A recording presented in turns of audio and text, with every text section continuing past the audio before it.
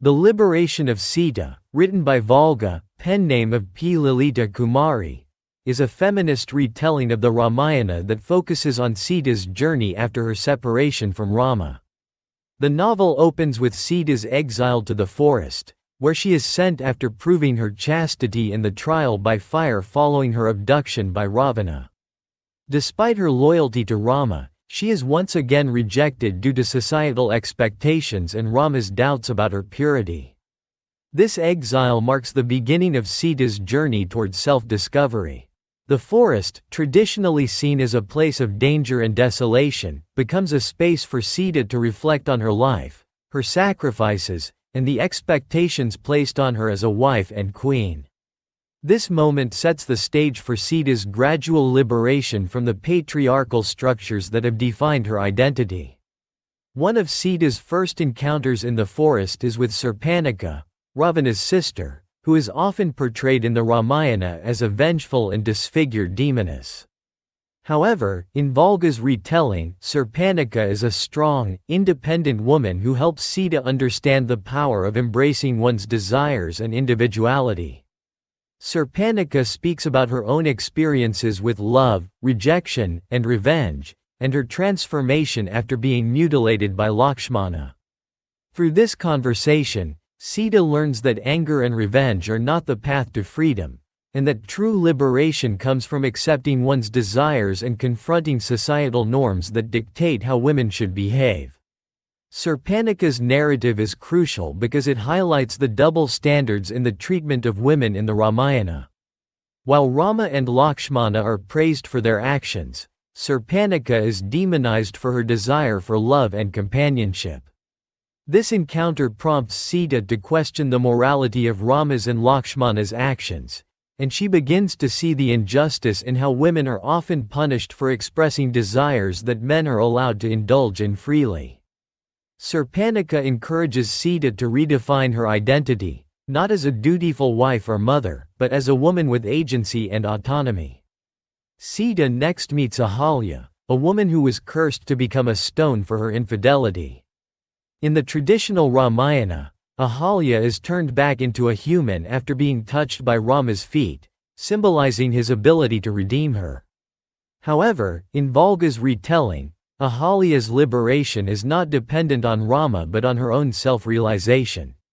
Ahalya explains to Sita that her true liberation came when she forgave herself for the mistakes she made and stopped seeking validation from men. Ahalya's story offers a powerful lesson on self-love and the need for women to free themselves from the shackles of male approval. Ahalya tells Sita that liberation is not something that comes from external forces but from within. This conversation deeply impacts Sita, as she begins to reflect on her own need for Rama's validation. Ahalya's words inspire Sita to stop waiting for Rama to recognize her worth and instead focus on defining her own sense of self. The encounter marks a turning point in Sita's journey, as she starts to embrace the idea that her worth is independent of her relationship with Rama. Sita then meets Renuka, the mother of the sage Parasurama.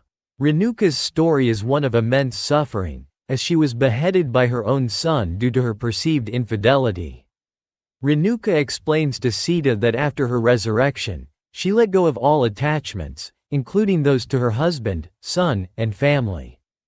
Renuka teaches Sita the importance of relinquishing the need for control and ownership in relationships.